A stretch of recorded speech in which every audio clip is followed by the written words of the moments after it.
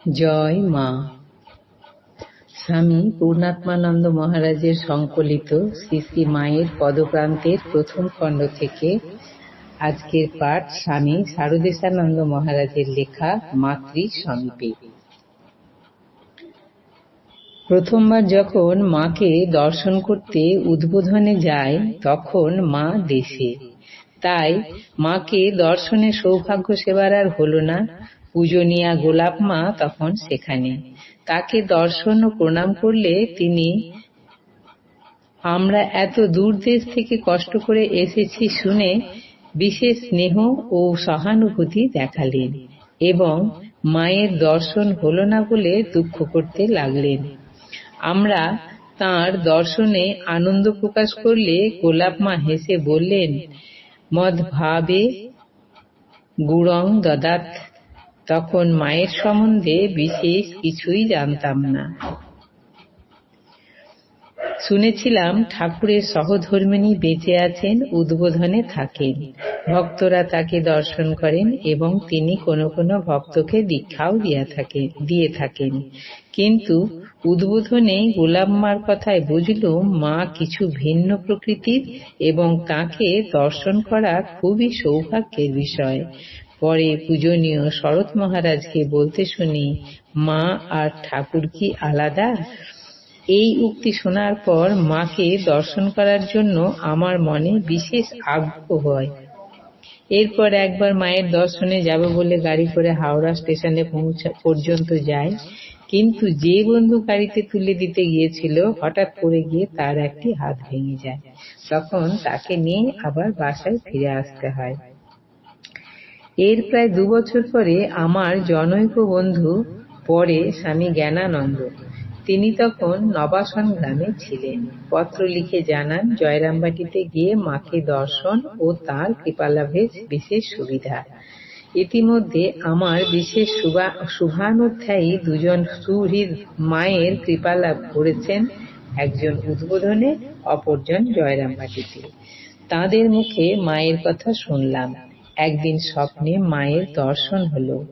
আকস্মিকভাবে মায়ের 3খানি ফটো পেলাম।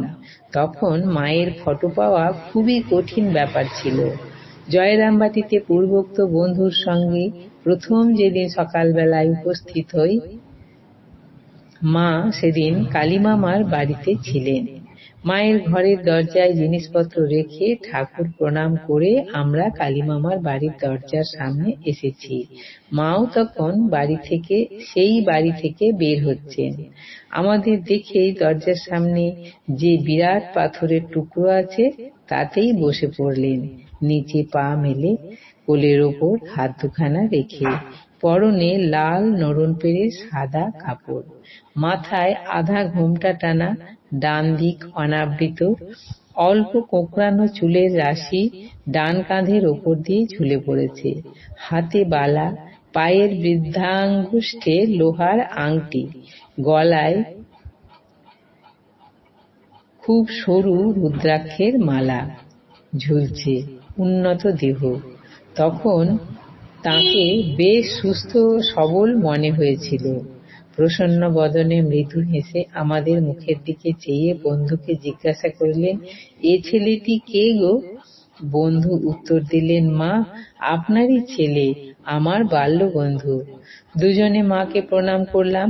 মা আমাদের স্নেহাশীর্বাদ জানিয়ে ডেকে ঘরে নিয়ে চললেন। মায়ের রূপ দেখলাম, কথা শুনলাম। মা সত্যিই মা। মনে পড়ে গেল স্বপ্নে দেখা সেই মুখের কথা। অচেনা কোথাও এসেছি বলে মনে হলো না। এক মুহূর্তেই আপনার হয়ে গেলাম। ভয়, ভাবনা, সংকোচ সব কাটিয়ে দিলেন। প্রসাদ পাওয়ার সময় মা নিজে হাতে পরিবেশন করে খাওয়ালেন। নানা কথা হলো। আমার বন্ধুটি কথা প্রসঙ্গে বললেন, ওর অর্থাৎ লেখকের কাছেই আমি প্রথম ঠাকুরের কথা শুনেছিলাম। আমিও বললাম, আবার ওই আমাকে আপনার কাছে নিয়ে এসেছে। মা শুনে খুব খুশি হয়ে বন্ধুকে ডেকে বললেন, ভালোই হলো, ও তোমার উপকার করেছিল, তুমি আবার ওর উপকার করলে।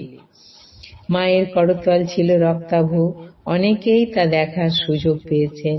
পদতলও ছিল লাল, ঠিক স্থলপদ্মের আভা।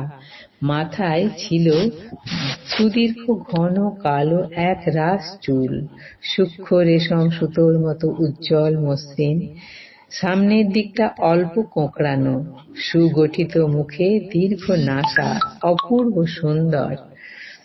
দৃষ্টি প্রশান্ত, স্থির, কৃপা মাখানো, যা সকলের অন্তরে সর্বদা করুণা বর্ষণ করত। প্রশস্ত উজ্জ্বল কপাল, প্রসন্ন মুখ, দেখলেই চিত্ত শান্ত হয়।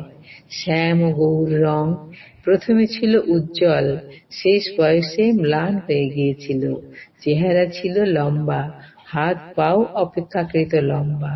একটু বাঁ দিকে কাত হয়ে চলতেন ধীরে ধীরে, পরে হাঁটুতে বাত হয়েছিল। আজ এই পর্যন্তই। প্রসীদ মাতুর বিনয়েন যাচে, নিত্যাং ভব স্নেহবতী সুতেষু। জয় মা।